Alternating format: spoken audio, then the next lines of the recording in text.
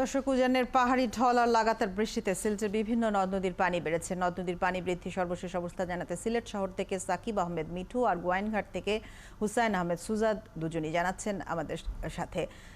প্রথমে আমরা শহরের খবর জানবো, আমাদের সাথে মিঠু যুক্ত হচ্ছেন। মিঠু, নদ নদীর পানি কতটুকু বেড়েছে? কয়টি নদীর পানি উপত্যকার উপর দিয়ে বইছে? বন্যা নিয়ন্ত্রণ বোর্ড বা পানি উন্নয়ন বোর্ড কি বলছে?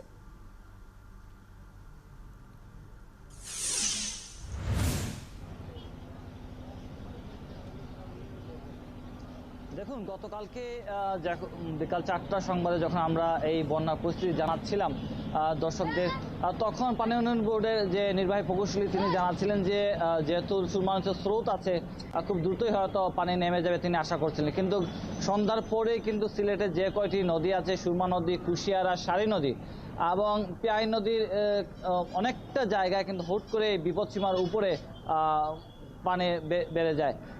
নগদে 500 টাকা বা তার বেশি পেমেন্টে পেতে পারেন ঢাকায় জমিসহ 20 কোটি টাকার পুরস্কার।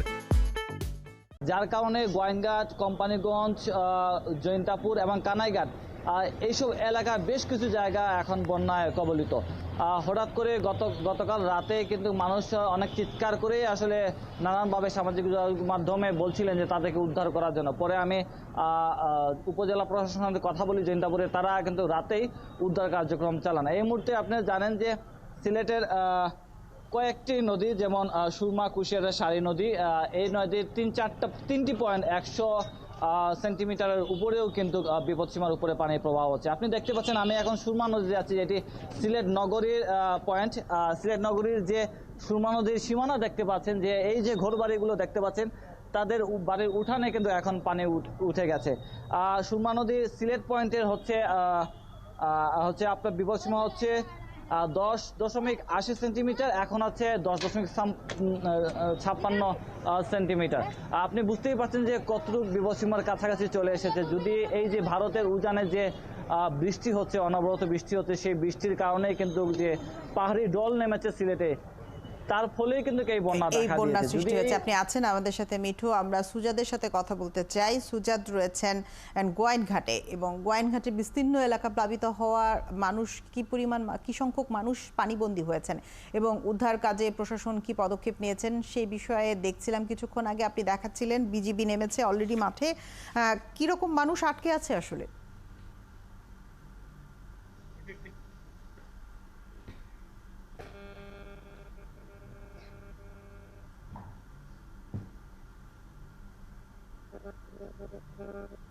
ঝুমুর, দেখুন, সিলেটে যে ভয়াবহ যে হুট করে যে ভয়াবহ যে বন্যা দেখা দিয়েছে, তার কারণে কিন্তু এই মুহূর্তে সিলেটের গোয়াইনঘাট, জৈন্তাপুর, কানাইঘাটের বেশ কয়েকটি এলাকা প্লাবিত হয়েছে। এই মুহূর্তে আমি আছি সিলেটের জৈন্তাপুরের একটি এলাকাতে। আপনি সেখানে দেখতে পাচ্ছেন যে আমি একটি বাড়িতে এসেছি।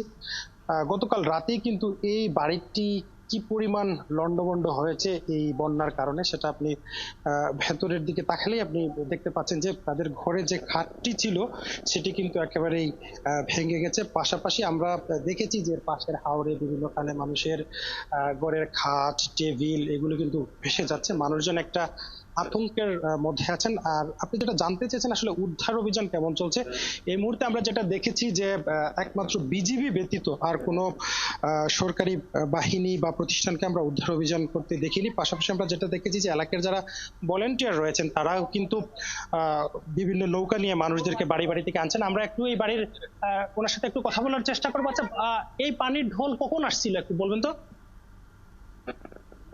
পানি 12টা 12:30 মানে আস্তে আস্তে বাড়ছে। রাত যখন 12টা বাজে রাত্রে, তখন গরু ঢুকছে। আরেকটার সাথে একটু কথা বলার চেষ্টা করবো। আচ্ছা, এই মুহূর্তে আপনাদের কি অবস্থা? কি উদ্ধার অভিযান করতে কেউ কি এসেছিল? কি পরিস্থিতি? আসসালামু আলাইকুম। 71 টিভিকে ধন্যবাদ অনেক আসার জন্য, এবং বিজিবিকে। এখন পর্যন্ত মেম্বার, চেয়ারম্যান এখনো আমরা দেখা পাইনি। আপনারা আইছেন, আপনাকে অসংখ্য ধন্যবাদ। আমাদের পরিস্থিতি আপনারা দেখতেছেন, আমরা কোনো অনুদানের বুকাশি না। আমরা যদি আমরা চেয়ারম্যান, মেম্বার, আমরা জনগণ, আমরা তো তারা ভোট দিয়ে ফাঁস করছে, তারা তো আমরা দেখা তাই তো আছি। গতকাল থেকে মনে করো আমরা পানির নিচ্ছি, এখনো একজন মেম্বারও নাই, একজন চেয়ারম্যানও নেই। আমরা 2 নং জনতাপুর ইউনিয়ন। যদি আমরা কিছু দেওকার না দোক, যদি একটা সান্ত্বনা দিত, তাতে আমরা কিচ্ছু পারছি না। আমরা আইসি তোমাদের দেখছি, এইটাই বল।